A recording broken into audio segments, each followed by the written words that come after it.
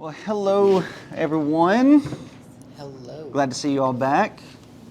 Sounds like everybody has had a fun-filled weekend so far, and now we get to come together on another Lord's Day to continue our John study. John chapter 7. So as we're going through and we're thinking about chapter breaks and coming into new discussions, I don't know how your Bibles work, but with mine, moving into new chapters, there's a chapter heading as to what the publishers of my Bible have decided that, okay, this is what this chapter is about. So for mine, it just simply says Jesus reproves his kinsmen. And yeah, that's in here, but when we're thinking about overall discussion and overall context of what's going to be happening, it's good for us to kind of make up our, not really make up our own, but to really hone in on what each chapter discussion is going to be about, and that helps us to remember, okay, that's what this chapter is. So, like for example, going through John chapter 6, we started that entire chapter with a heading that I put on the first slide, like with what's here. Do you remember what it was?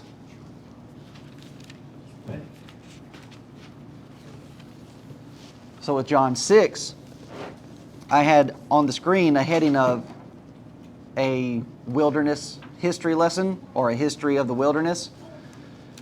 And because that is what is being tied together in that chapter, not just in the real life event that was happening, but all of that is pulling from Old Testament examples of Israel wandering in the wilderness. Everything of Jesus providing bread in the wilderness, the time frame that it was happening, Passover was coming, and just everything about that is to generate in their minds, okay, that's what this is. So when we think about John chapter 6, that's what needs to be running through our mind. So when we come to John chapter 7, here's a new element that is now being brought into discussion, and it's similar to that of John chapter 6, in that it's pulling from Old Testament events. And with John chapter 7, we're going to be discussing and viewing God dwelt in a tent. Because, as is the case in chapter 6, there's a certain feast day that's upcoming, that's approaching. And really, when we're in John's record, that's how he delineates or separates time frame, is, well, this feast is about to happen, this feast is about to happen. And it's the same situation in John chapter 7. There's another feast that's rolling around that these events are being recorded.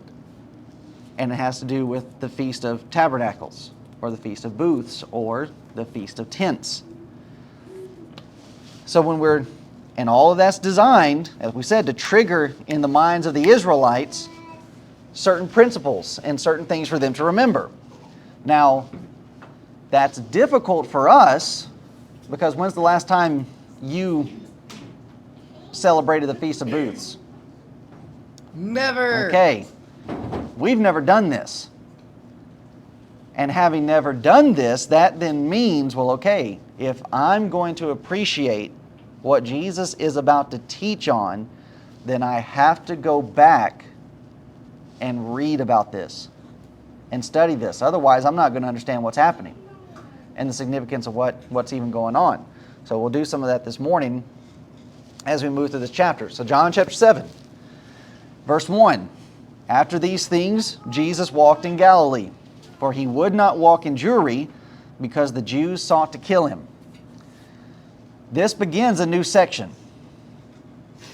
John 7 through 10 and verse 21. All of these chapters are going to cover one day of Jesus being in the temple. Chapter 10? Yeah. John 7 through 10. Yep. Verse 21. To verse 21 Wow. is one day.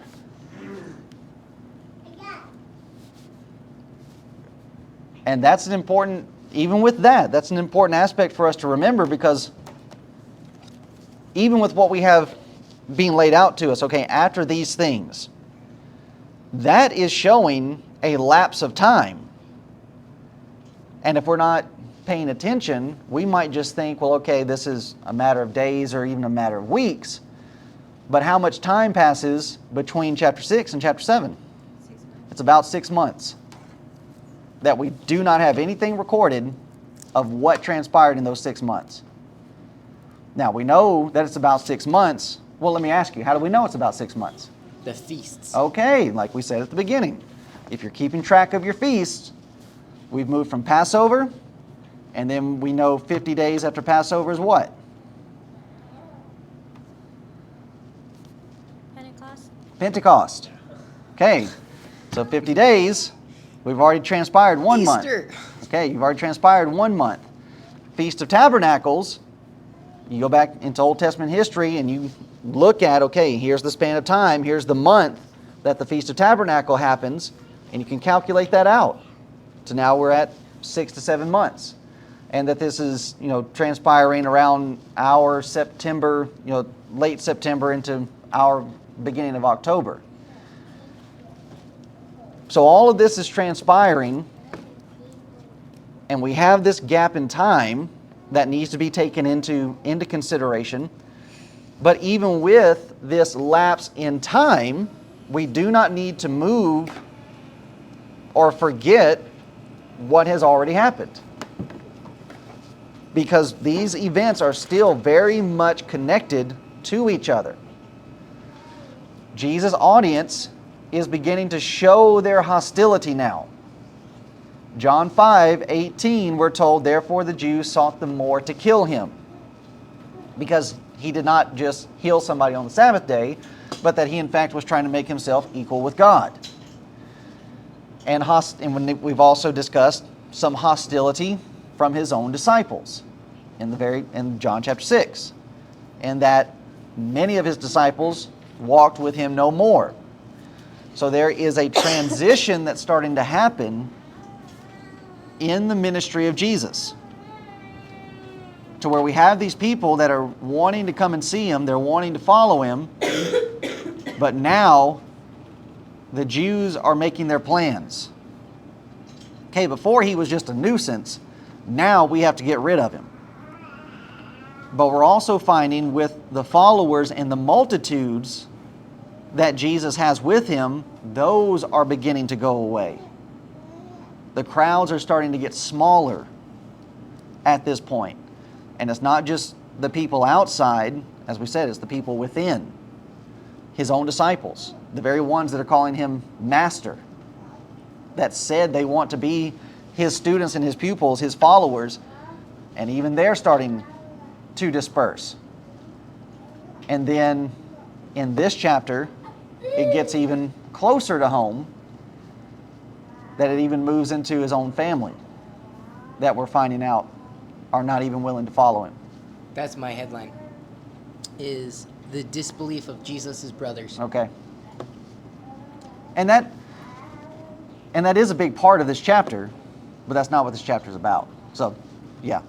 That's just what I'm saying about it's good to remember that that's there, but it's like we said in our Corinthians study, our Matthew study, we go to certain chapters and we think, okay, this is what this chapter. Huh? The love chapter. Okay, the love chapter. Or 1 Corinthians 14 is an answer to speaking in tongues and all that kind of stuff. It's not what that chapter is about.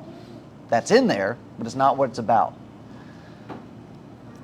And because of this hostility, we're being told, okay, he's staying in Galilee, and he's not walking anymore in Jewry or that southern section.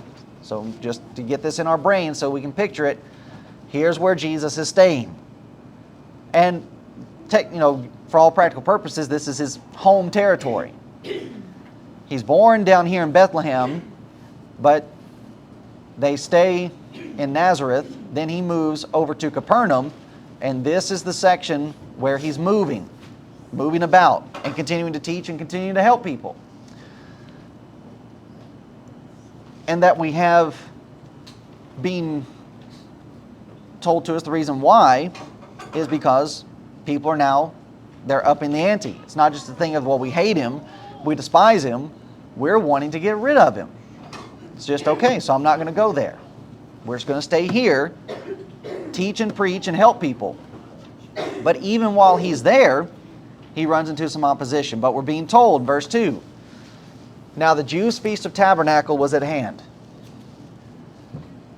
What do we know about this feast?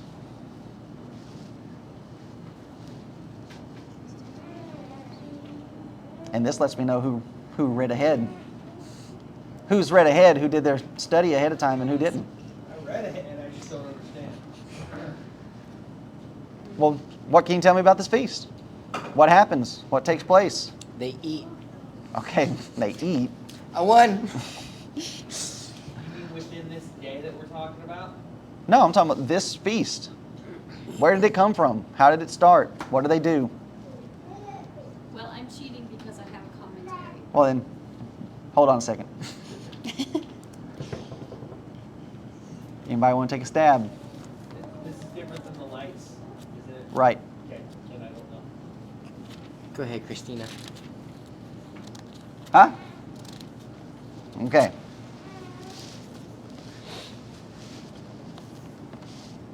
So this finds its origins in Leviticus 23, 33 through 44. And of course, you can read about it again in Numbers. You can read about it again in Deuteronomy. And even we're going to look at Nehemiah in a moment, because it's going to be brought back up during Nehemiah's day. But in Leviticus 23, we're going to start in verse 39, just to get like a bird's eye view and a quick glimpse of what this is about. Also in the 15th day of the 7th month, when ye have gathered in the fruit of the land, ye shall keep a feast unto the Lord 7 days. On the first day shall be a Sabbath, and on the 8th day shall be a Sabbath. And ye shall take you on the first day the boughs of goodly trees, branches of palm trees, and the boughs of thick trees, and willows of the brook, and ye shall rejoice before the Lord your God 7 days. So this gives us some glimpse into, all right, what are these feast days about? And the idea is, okay, this is a time of rejoicing. It's a feast, merriment, there's happiness, rejoicing that's taking place. Verse 41, and ye shall keep it a feast unto the Lord 7 days in the year. It shall be a statute forever in your generations. Ye shall celebrate it in the 7th month. Ye shall dwell in booths. So throughout the scriptures, this is called the Feast of Booths, Feast of Tabernacles. It's also called the Feast of Harvest or the Feast of Ingathering, because back here, let's see, it said it somewhere. Yeah, when you have gathered in the fruit of the land. So it's harvest time. We've sowed and we've tended to it. Now time of harvest has come in, and we are gathering those first fruits. Okay, you've gathered your first fruits. You're going to make a sacrifice. You're going to take those first fruits, give those over to God. But we also have a new part of it being added in as to why we're gathering these palm leaves and boughs of thick trees and so on and so forth, because you're going to dwell in booths. You're going to live in tents for 7 days. So this is a feast that'd be right up Jordan's alley. And this happens every year, that you're going to go out and live in these tents for 7 days. And not only are you living in the tent, but you're also breaking the tent down, and you're carrying your materials with you everywhere that you go throughout those 7 days. Now,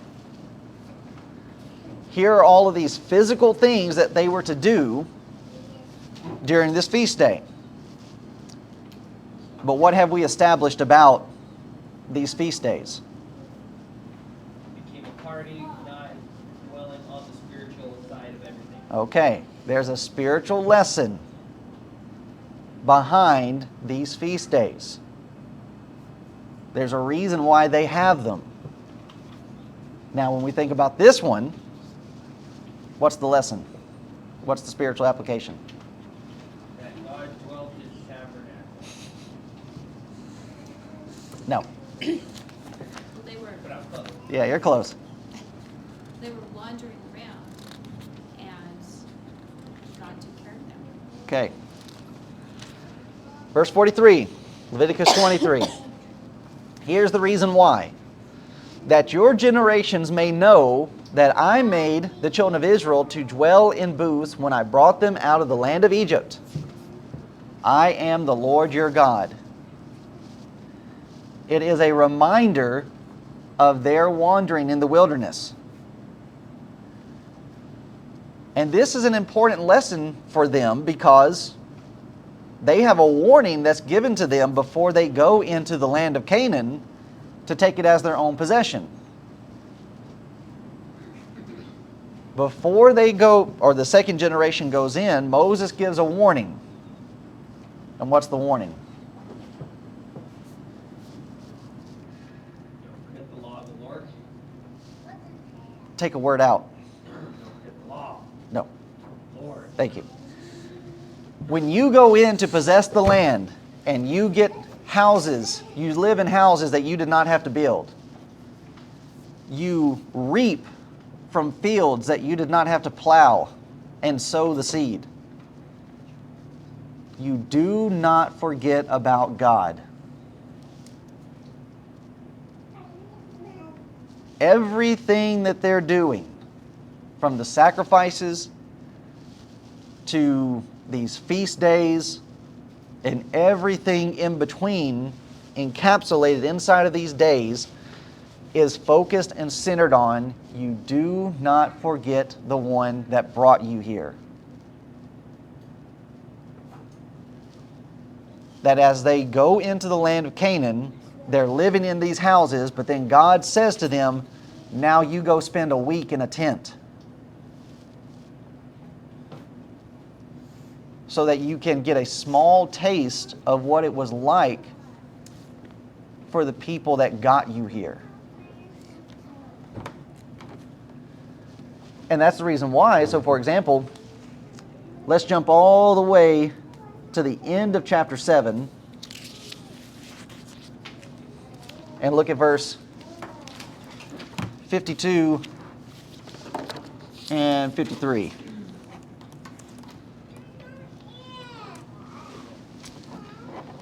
They answered and said unto him, art thou also of Galilee? Search and look, for out of Galilee ariseth no prophet. Verse 53 says, and every man went unto his own house.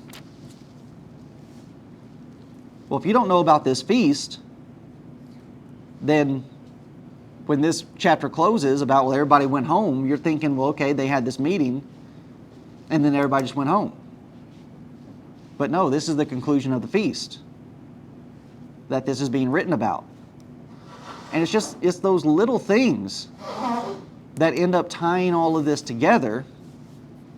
And if we're not aware of what this is, like we said, our brain just goes into autopilot when we read things and we jump to certain conclusions and assumptions.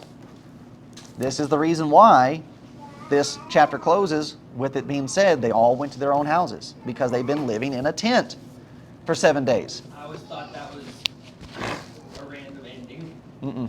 I didn't understand it. There's a reason that it ends this way, and it's because of this time frame. So,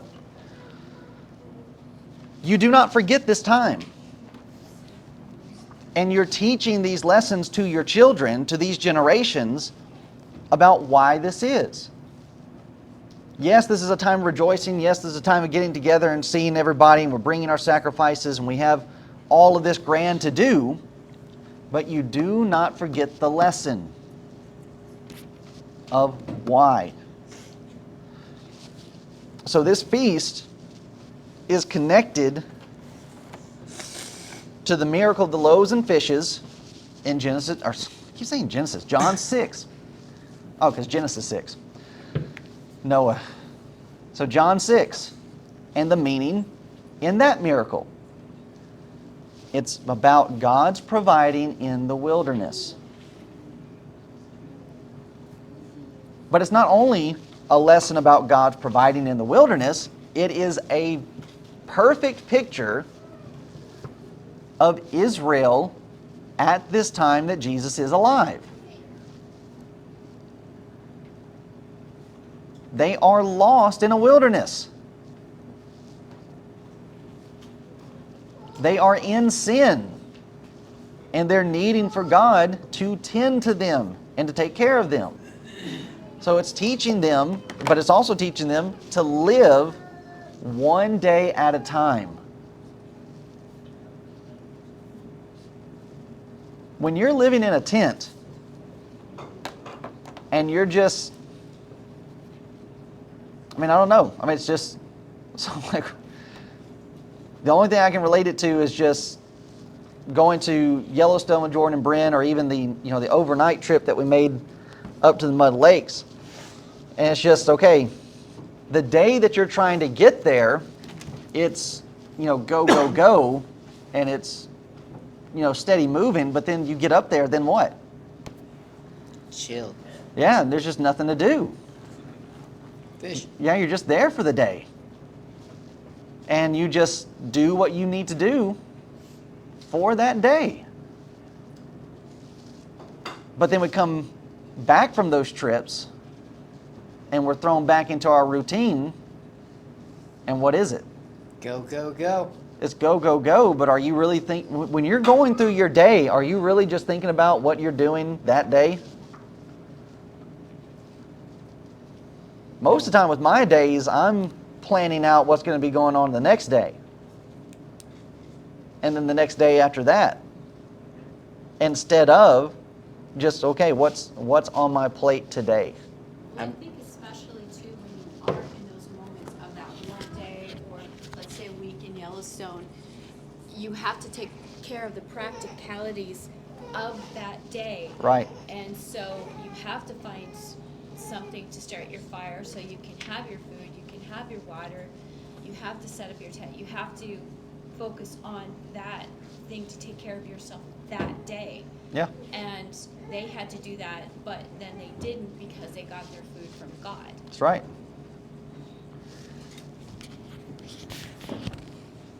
And that it's, so like even with our day and age where we have these modern amenities and comforts that are around us, and it just, you're not having to do a lot of those minute, detailed things that would, normally be thinking about just basic necessities of what has to be done. And that we're now moved into this different area of, well, I've got all this quote-unquote extra time, and then we just end up filling it up with stuff that really doesn't even matter. And that's what's happening with Israel. They move into a land flowing with milk and honey, and it's just you get too relaxed. And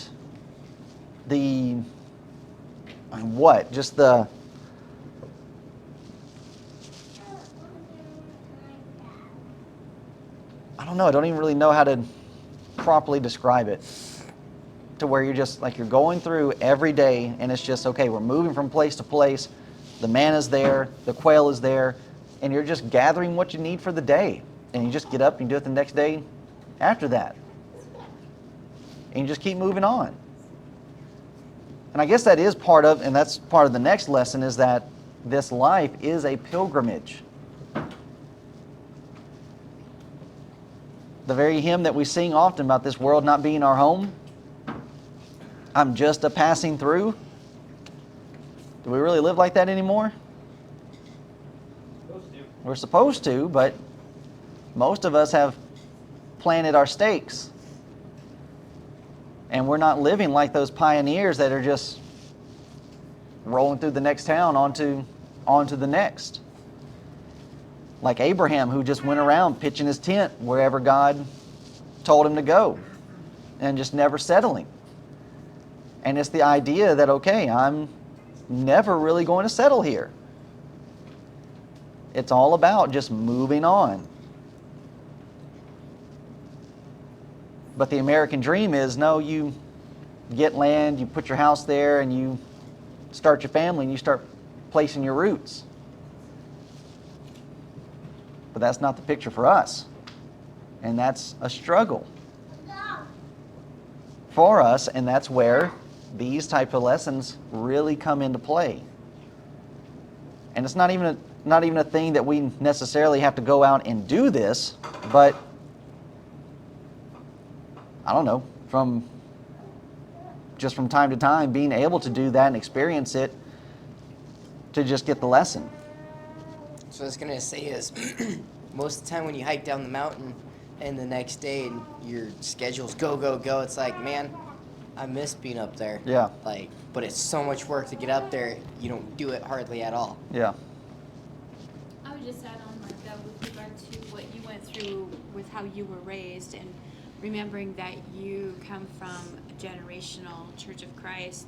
When you are not generational Church of Christ, you become a pilgrim within your own, where you have put down roots or where you came from, because suddenly you are that outsider because of the spiritual aspects of what you took on to be a Christian. Right. Because everybody else around you is now, you're a stranger in their land. Yeah, exactly. Yeah, that's good. And that's what's going to happen to Jesus in this very chapter. Here he is in his home country, and it's just, he's an outsider. So that's a good point as well. So then you have just, the fact that here we are, and the Israelites are taking this week off right after the time of harvest. So you've gathered in, you've reaped what you've sowed, and then God says, okay, I want you to take a week off.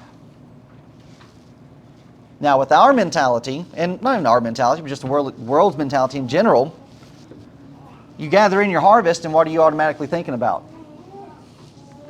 Rest. No.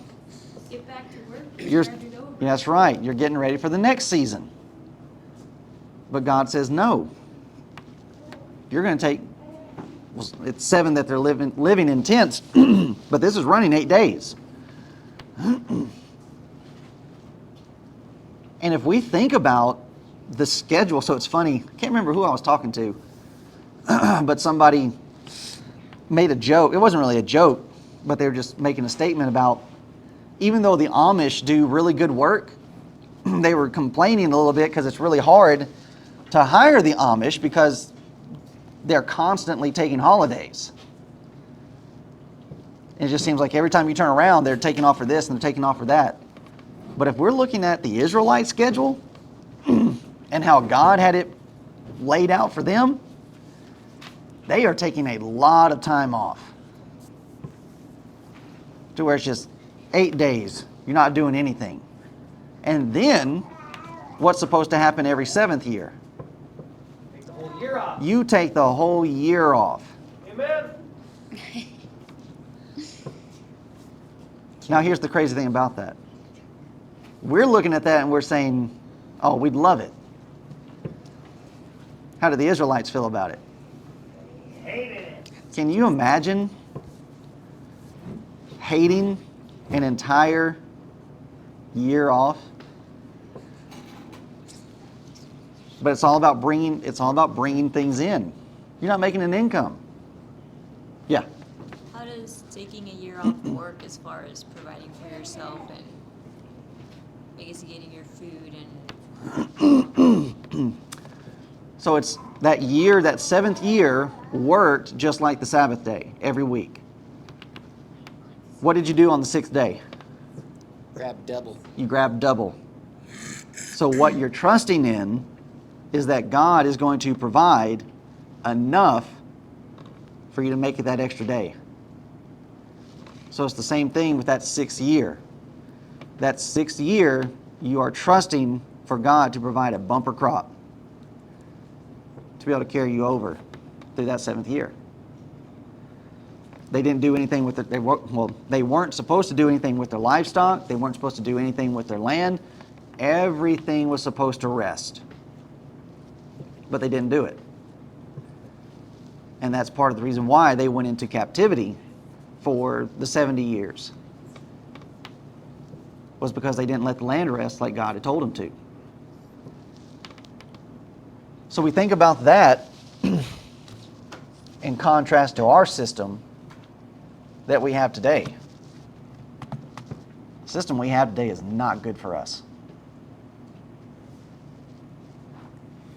And I don't know necessarily what it is going to take to fix it, but other than just everybody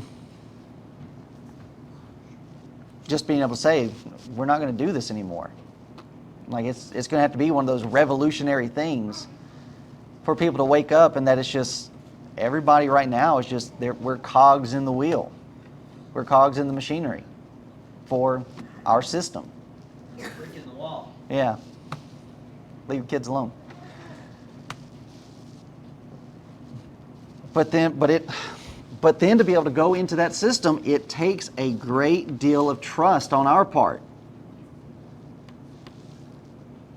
To just be able to say that, okay, I'm not going to worry about this, and that everything's going to be okay. And it's hard to do that because that means we have to let go of control. But that's what all this is about letting somebody else be in control, and that somebody else is God. So here it is, you've gathered, and God says, no, I want you to wait, I want you to come and worship me, but not only are you waiting to not do anything, God then says, I want 1/10 of what you've gathered in. Now what about that trust level? And having the right attitude in bringing to God what it is that He's asking. So not only are you taking this time off to where you're not producing anything, what you have produced, God says, I want to take back. And for that to be a time of rejoicing. So we have within our New Testament system, every week, we're laying by in store, and we're coming together and we're giving back to God what He's blessed us with. And making sure that we're doing that with a proper attitude. Cheerfulness, rejoicing.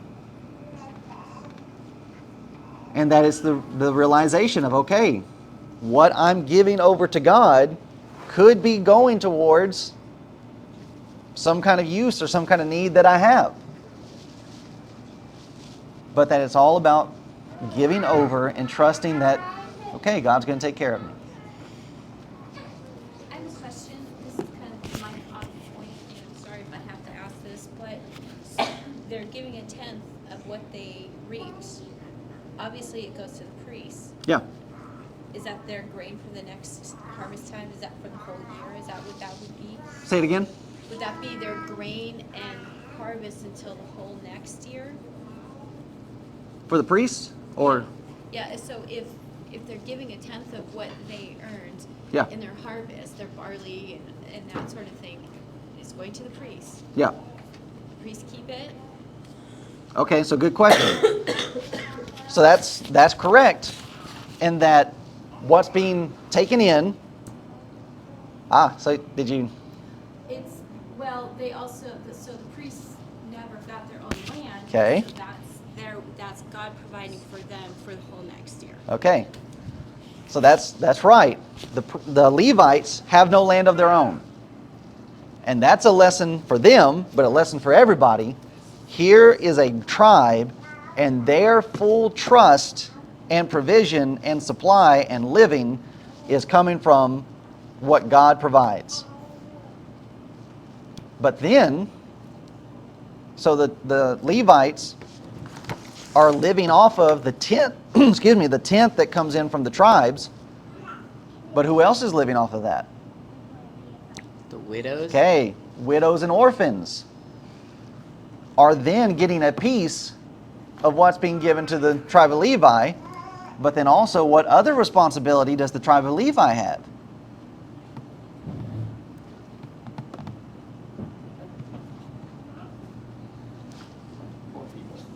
Well, They got the stuff in the field. They had to go. Yes. and well, Corners. there's the corners is what they're gathering throughout the year, But then this time frame comes around where these things are being brought up and we had the storehouse being made. A portion of that also goes to the orphans and widows. But the Levites have a responsibility to give a tenth as well.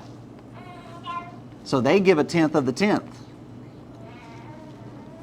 back over into the storehouse. So everybody is having to give. But you look at, okay, here's the tribe of Levi, they don't have any land, they're living off of what's being given, and now they have to give back off of what's being given, so that cuts into their supply. So who are they really having to trust in to take care of them? God. They're having to trust that God is going to take care of them as they're taking care of God's system and God's people. And that's where the whole illustration in the New Testament comes from about not muzzling the ox. It really should free them up to really look into those and take care of the spiritual matters that Israel needed. Yeah, And I guess the same would apply to the elders when it talks about. that's right. That's exactly where that principle and that idea is coming into with the New Testament system and its leadership. Man's worth is higher. And if a man is laboring for the things of the kingdom, then he's fit to be compensated. And that's going through all throughout Israel's history. So the overall message is God's going to take care of you. No matter when the chips are down, God is going to provide. But Israel at this time has forgotten the meaning of this feast, just as they've forgotten the meaning of Passover, Pentecost, and what was established during the time frame of Esther and the Feast of Lights. And this isn't the first time that they've forgotten it. Nehemiah 8, verse 8, where we have a famous section where it is said that they read in the book in the law of God distinctly and gave the sense and caused them to understand the reading. This is the same in this same chapter. We have this being said in verse 17 about this very feast that we're studying now. And all the congregation of them that were come again out of the captivity made booths and sat under the booths, for since the days of Joshua, the son of Nun, unto that day, had not the children of Israel done so. And there was very great gladness. So we have a span of time that there's a section inside of Israel,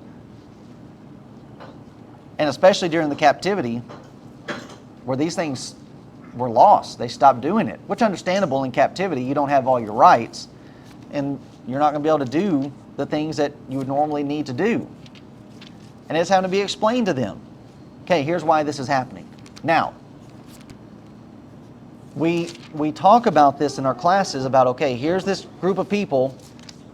They're being told to do these things, but then they never experience these things.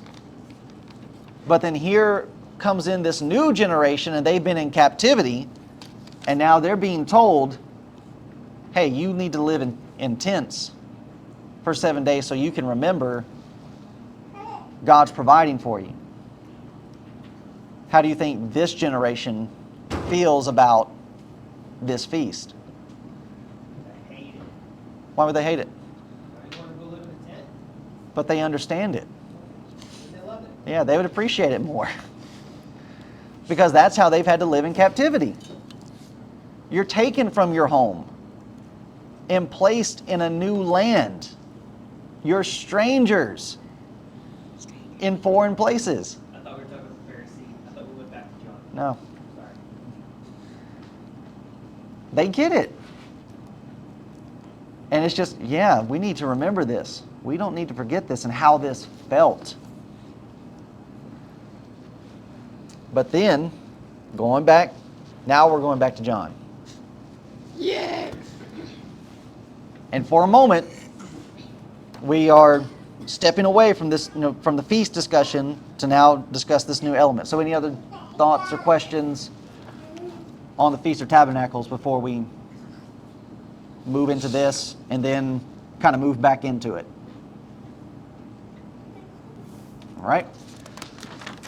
So verse 3, his brethren therefore said unto him, depart hence and go into Judea that thy disciples also may see the works that thou doest. For there is no man that doth anything in secret, and he himself seeketh to be known openly. If thou do these things, show thyself to the world, for neither did his brethren believe in him. Now we have physical family having the same problem as the multitudes and as the disciples.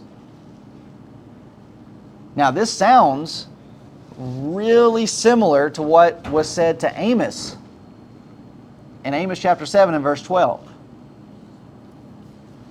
Also Amaziah said unto Amos, O thou seer, or prophet, go, flee thee away into the land of Judah, and there eat bread and prophesy there. Ultimately just saying, we don't want you here. Go down here and do this work. We don't need that here. So here we have the physical brethren, his kinsmen, trying to goad him into going down and to do these things in Jerusalem. And that they're even making accusations as to why he needs to go and do this. Go down here so your disciples may see the works that thou doest. There's no man that doth anything in secret, he himself seeketh to be known openly. If thou do these things, show thyself to the world. Now let's break this down a little bit into some possibilities as to why they would be saying this to him. What are some things that, in just reading it and thinking about people's behaviors, people's attitudes, character traits, why would they be saying this kind of stuff to him? Well, he's bringing trouble on them Okay. by what he's saying, and what he's saying is different than everything everybody's ever heard. So it's creating division, and he's already been threatened with death, and that could extend to him or them because they're his family. Okay. So here you are, causing all this ruckus. People are eyeballing you. They can start eyeballing us. And that is one reason as to why somebody would behave this way. And we know that people in leadership that are corrupt will try to do those, they'll try to use those kind of tactics. Okay, we're not going to be able to get Jesus. He is too convicted to be turned. So who would they try to go after to try to put pressure? Family.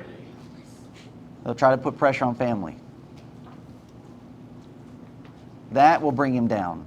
That will get him to stop and get him to start doing what we want him to do. So there's possibility they're already seeing the writing on the wall and they're not wanting to go through that.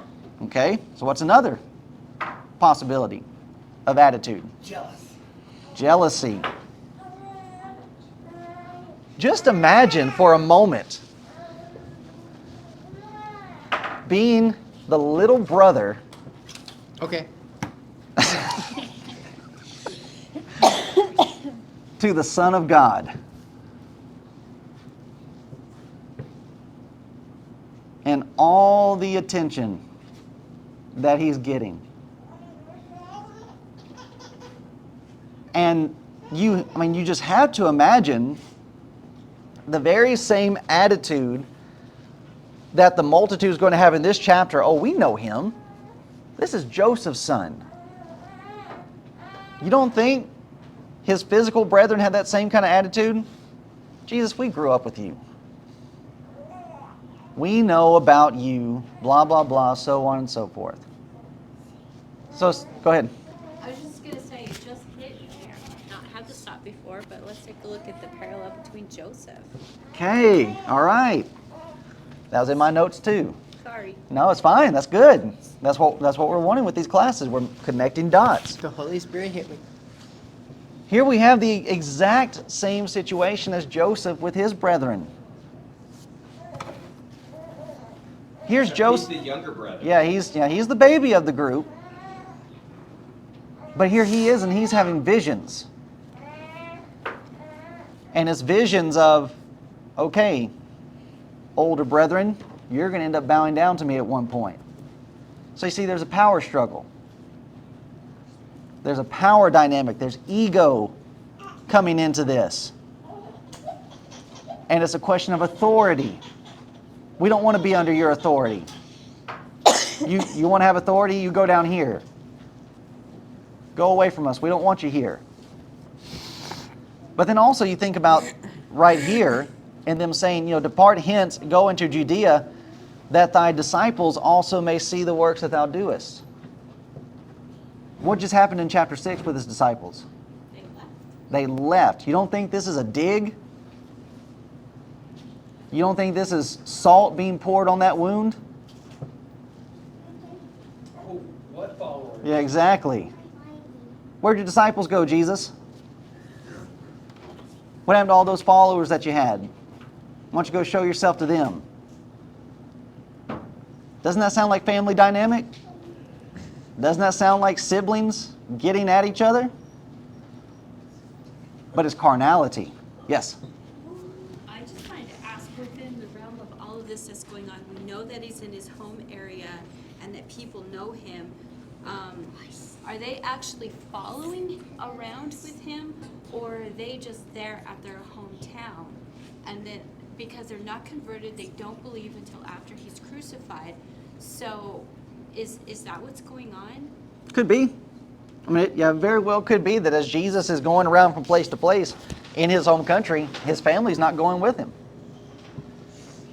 That's one possibility. But his mom was. Yes. Yeah, because we know there's a group of women that went around ministering to him. Yeah. Yes. Is that part of it too, that Mary kept these things in her heart and knew there was something special about Jesus? Is that part of it, that the kids always knew there's something about Jesus? Right, yeah. Like it's just, that's what we're piecing into this, in that what we're reading, we're dealing with real life human beings. And the very emotions that we would be struggling with, they're struggling with. And that it's just creating all of this complication. So exactly what Jordan said with Luke chapter 2, where with two separate events that take place, and it says that Mary kept these things in her heart. She held on to these things. And you don't think that she's passing those things on to the other children? And that it's like, okay, there's something special about Jesus. This is how he was born. This is like just all this attention that's being placed on him. And they're having to grow up in that atmosphere. Well, and in growing up in that atmosphere, they're growing up under the umbrella of Jesus. So everything is all about him, and they don't have their own identity. And so they could resent that fact that, hey, I'm my own person, this is who I am. Why do I have to be the brother of Jesus? So now we take that and we put ourselves into that same situation. That's what Christianity is all about. Christianity is all about us losing our identity. So at the core of this, that's what it's really about. So they're not adhering to Matthew 5:3. That's it. That's it. It's all about having to put yourself underneath the authority, the shadow, the umbrella of someone else. And we don't like doing that. So this isn't just a sibling thing. This is a human thing. This is a human trait, characteristic. We're getting, again, a lesson in psychology here. Why do people do the things that they do? Why are you the way that you are? Exactly. So all of this is at play as to why they would be doing these things. Why are you making these digs? Why are you saying these things? And then you just look at their accusation here in verse 4. What's wrong? I mean, this just shows how strong and how corruptive jealousy or envy is. Verse 4, for there is no man that doeth anything in secret, and he himself seeketh to be known openly. If thou do these things, show thyself to the world. What's wrong with their accusation?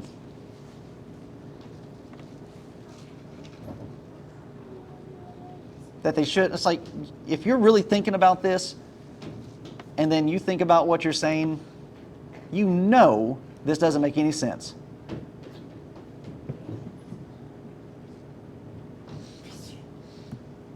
The Jews right now are trying to kill him, so if they knew where he was, they would be arresting him or attacking him.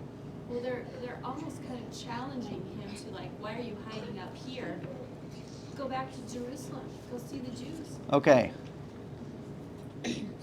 So Rachel, I couldn't quite hear what you said, but it wasn't quite, what I could hear wasn't quite what I was looking for. In verse 4, by them saying, there's no man that doth anything in secret. Who's doing anything in secret? Is Jesus just over here in a corner somewhere with his little group, and these are the things that he's doing? No. He's out in the open. He is traveling from place to place, doing these things publicly. And then, even with their saying of him go into Judea and do these things, he's already been to Jerusalem. And he's already been doing these things down in that area. So it's like, you ding-dongs ought to wake up and be able to realize what you're doing. You're just being stubborn and hard-headed like everybody else when you should be helping me. But that's how strong and how powerful jealousy is, to be able to blind people. Here's carnality in the very family of Jesus. Worldliness. Well, here's how the world goes about and gains power. Go down here and do that. In which, like we said, goading him on,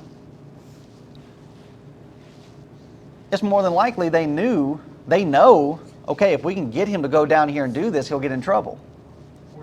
Or die. So it is Joseph. Yeah, they'll imprison him.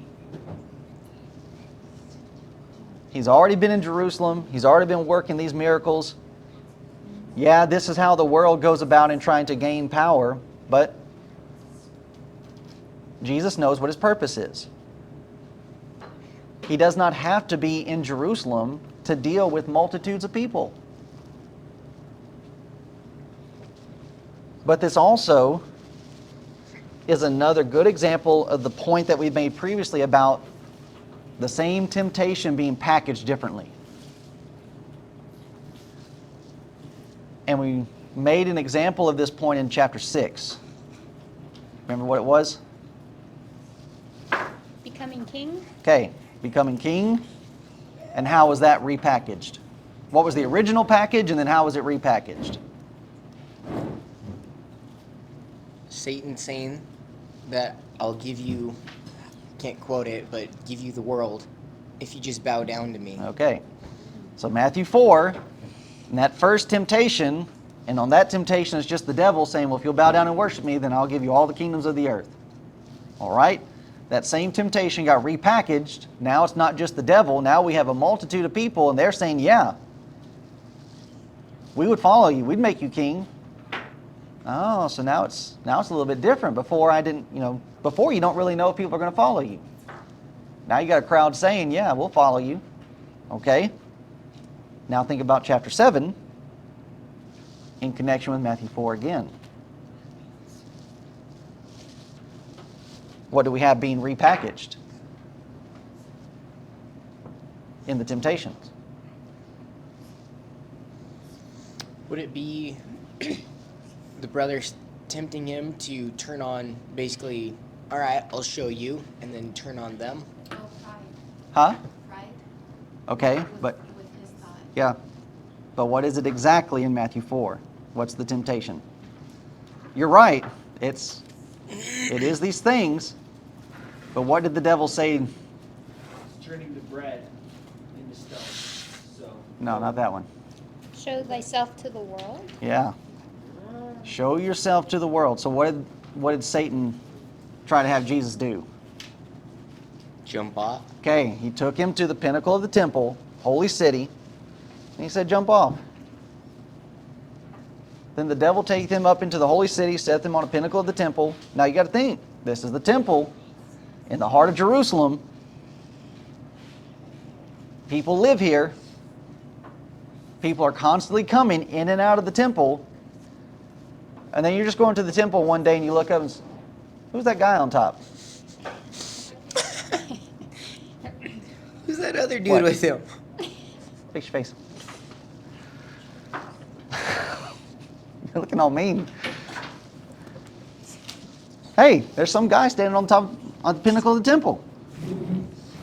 And Jesus saith unto him, if thou be the Son of God, see here, isn't the same idea with his brethren? You're some great something, why don't you go down to Jerusalem? Okay, you claim to be the Son of God, cast yourself down. Here's that goading.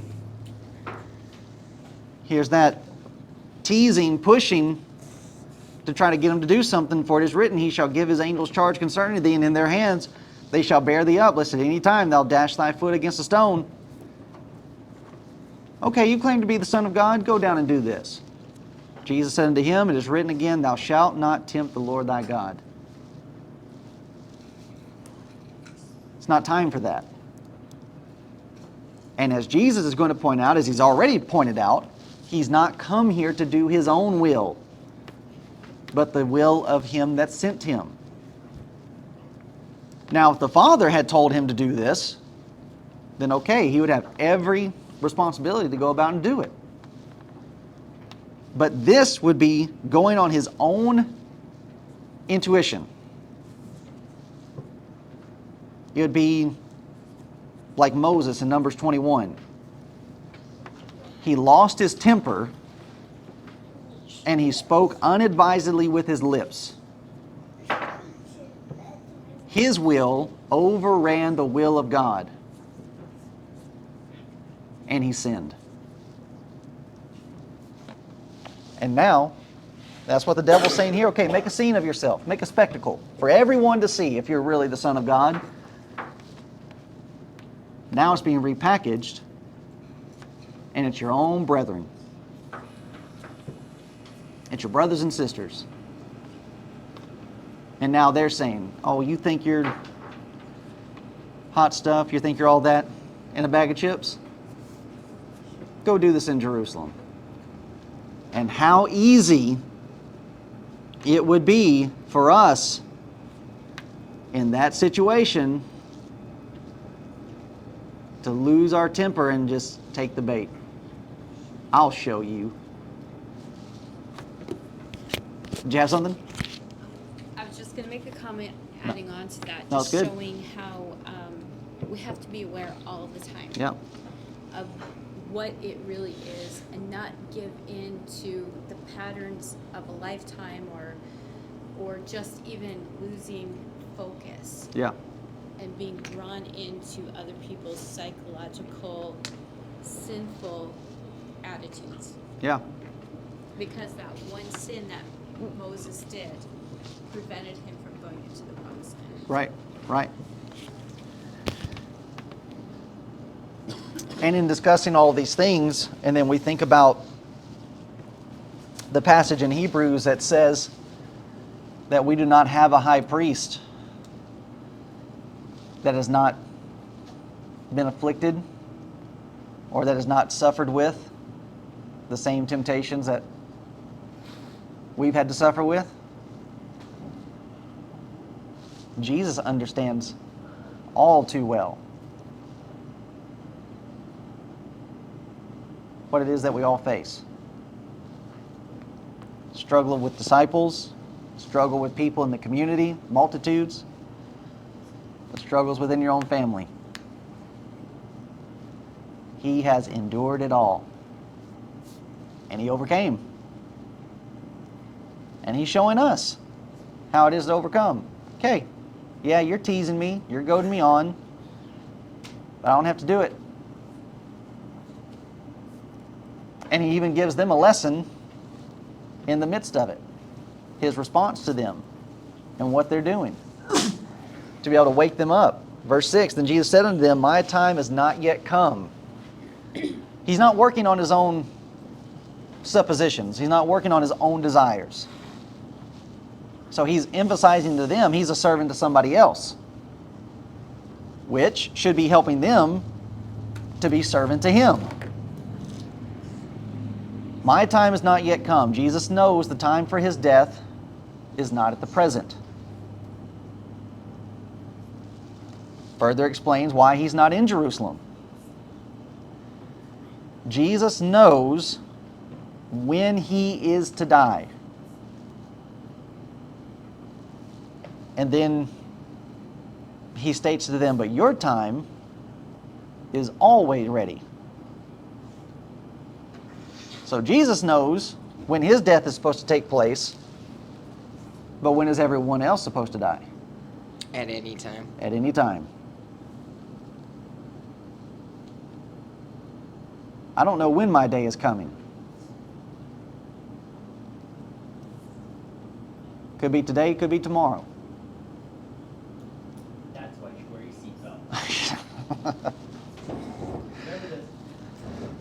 Well, like I said, I think I'd rather go through a windshield and just go ahead and die than possibly live the rest of my life as a I vegetable. don't want you to go through me. Huh? I don't want you to go through me. Yeah, to get through the wind.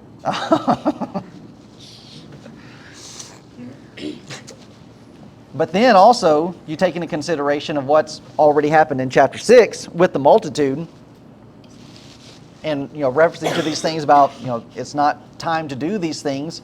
There's all of this hoopla going on about wanting to try to make him king. All right, going down in Jerusalem at this point, you're running into that possibility once more. It's not time for that. But he points out to them, he's going to try to help them to understand why these things are happening. The multitudes are going away. The disciples, his disciples, are going away. And here they are, his own brethren, and they're hating on him. And he explains to them, look, the reason why these things are happening to me is not because what I'm teaching or what I'm doing is evil. What I'm teaching and what I'm presenting is not true. But the reason why these things are happening is because the world cannot hate you, but me it hateth. And here's the reason why they're hating on him is because I testify of it. I'm making accusation against the world, and here's the accusation, that the works thereof are evil. Christ is an irritation to these people because he's laying their sins bare. It's John chapter 3. Light has come into the world. And what do people love? Darkness. They love darkness and hate the light because they want their deeds to be hidden. Are they getting this message right here that he's exposing it and they can't be hated because they are a part of it? To a degree. And let me ask this with regard to that too.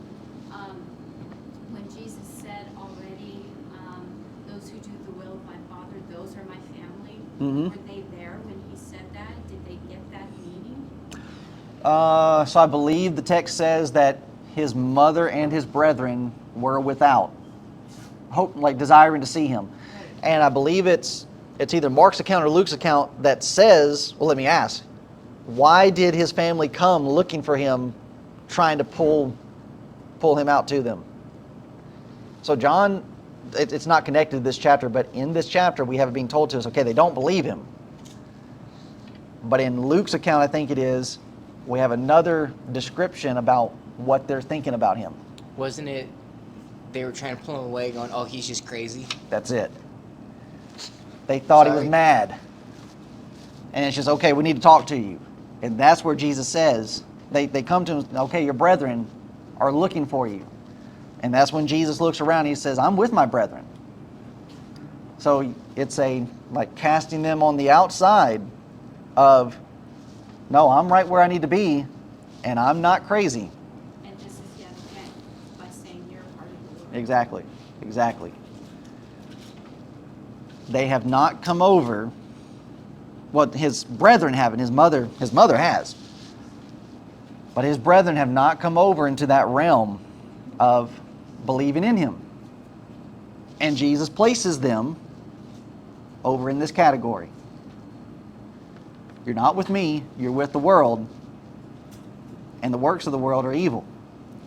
What they're saying to him, what they're trying to do to him in this section, it's evil. And here we have, Jesus is not pulling any punches. The very way that he would speak to the multitude, to some stranger that's out there, he's speaking to his own family. They don't get a pass. They don't get shown any favoritism because, oh, you're my blood.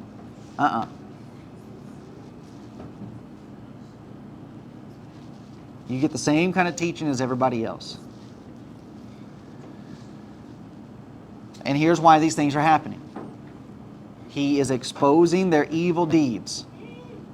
He has opposed wrong and evil within them. And anytime he runs into the religious leaders, he gets into discussion with them, he always has an answer for these quote-unquote smart folk.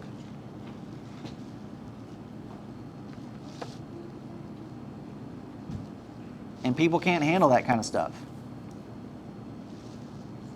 Mark 3:21. Thank you. Mark 3:21. Where they come looking for him because they say that he's crazy.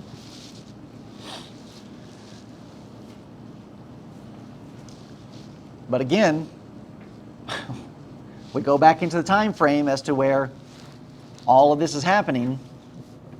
Here we are in preparation of the Feast of Tabernacles, and we're fixing to go to Jerusalem and spend 7 days living in a tent, being reminded of how God has provided for us. And here's the attitude of Jesus' brethren before they're fixing to go and observe this feast. Going through the motions.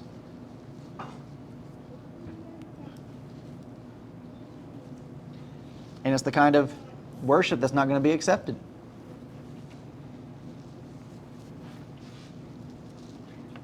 And that it's just, so like as we've mentioned, you're seeing the works, you're seeing the miracles, you're hearing the teaching. They know everything. They know every detail of his birth.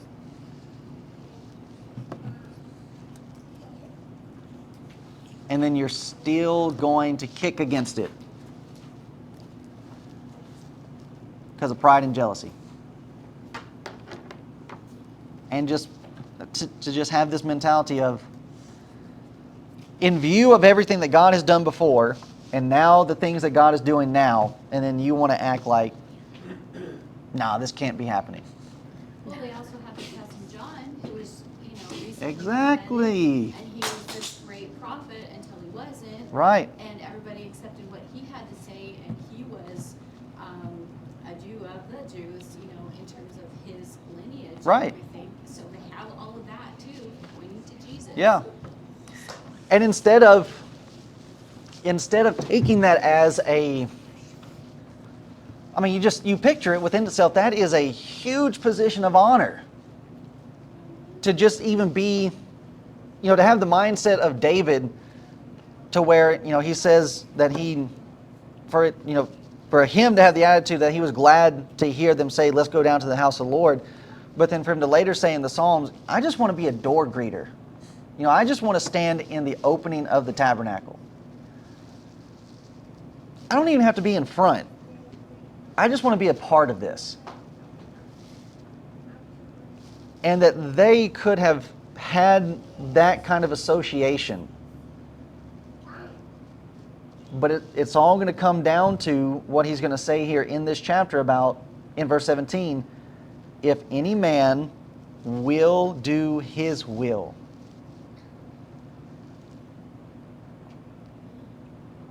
If I can sacrifice my own desires, and if I can sacrifice my will to just simply want to do the will of God,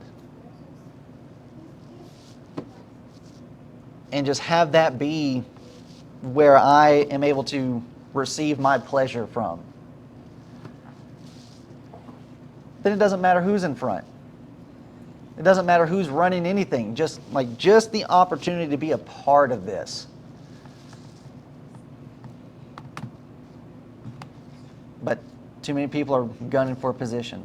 And that's what he's going to say in verse 17, or verse 18, he that speaketh of himself seeketh his own glory.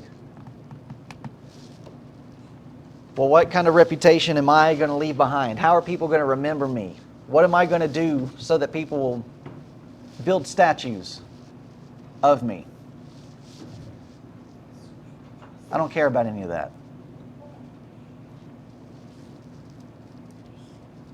And even with what we're doing here, and the things that we're trying to do with this, this congregation and this work, if we never grow past this point, and this congregation just dies out, and nobody remembers who I am, it doesn't matter. It's not what this is about. But, which this is getting way ahead into verse 17 on that point, but that is a real struggle for preachers and elders and teachers, and why they're involved in teaching and preaching. It's not about simply doing the will of God, but it's about leaving a legacy. Well, I want to be remembered like Foy Wallace, or Ira Rice, or any other big name preacher that you can think of, Franklin Camp. And then they start turning this into an element to where it's about them and recognition and their own glory. And in order to do that, you're going to have to start making compromises so as to get that kind of attention, to get those kind of numbers, get those kind of crowds, have people pushing your material. It's not what this is about. But it takes a great deal of insight for a person to be able to step back and to take those things into consideration. A lot of self-examination has to happen of, why am I doing the things that I'm doing when it comes to the things of the kingdom? Is it to be seen of the Father, to be seen of men? And it's a struggle.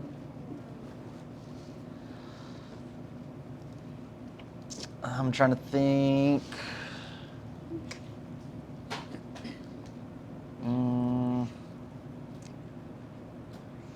Okay, so we'll close on 8 and 9 just to get this section of what he's explaining to them. Here's why all these things are happening. It's not because I'm out here going along to get along. I'm out here patting everybody on the back. He's giving them the message of hope, but he's also giving them the message of the realization of where they stand. You're in darkness. You're in your sins. You need forgiveness. And you need the remission of sins. And that's why these people are hating on him. And that's why his disciples have left him. He says to them in verse 8, "Go ye up unto this feast. I go not up yet unto this feast, for my time is not yet full come." So he said this twice to them, so he's trying to get the message home. I'm not working on your timetable. He's not even working on his own table. He's establishing in their minds there is somebody that's above him. When he had said these words unto them, he abode still in Galilee. Jesus' mission is to fulfill the divine purpose. And he's not going to let anybody persuade him or pressure him or try to push him into doing things according to how they want it to be done. And that all of this is pointing towards him going to the cross. So once again, Jesus is fully aware of what is going to happen to him. He is not being caught off guard by the fact that the Jews want to kill him, that they're not going to receive him, and that they are ultimately going to kill him. Even though we have a whole host of friends and neighbors that want to say, yeah, the kingdom was the first plan, never was intended for him to be crucified, and then the church had to come in as plan B. And that really is that's a crazy position for them to take, because they're also the same ones that say that God is fully sovereign and that he knows all things. Well, then you should have seen this coming. So they're talking out of both sides of their mouth. And once it's all about just trying to like plant this home, and he's having to plant it with his kin. The ones you think would understand the best. But it goes back to that section in chapter 6 about this is a hard saying. It's not a thing that is hard to understand. It's just hard for you to accept. And for them to accept that, okay, our physical brother is this great somebody. Hard pill to swallow. Not just that he's this somebody, but he's also condemning them. Yeah, that too. Yep. And that's tough. All right. Well, we got halfway to where I was planning to get. Told Jordan was planning to get to verse 20, but we'll pick up in 10 and 11. When his brethren were gone up, then when he also up unto the feast, not openly, but as it were in secret. And the Jews sought him at the feast and said, where is he? So here they are. They're in full expectation. And they're working stuff out already. They're eyeing. They've got their own spies out there, guards at the door, if you will. And it's just, okay, when he shows up, we're gonna spring something on him. But, of course, Jesus has an answer and a ready response for that, too. All right, so any thoughts or questions? Yeah? Just had one more. How they were saying, oh, go back to your disciples, and you're saying the salt in the wound. Yeah. Well, verse 9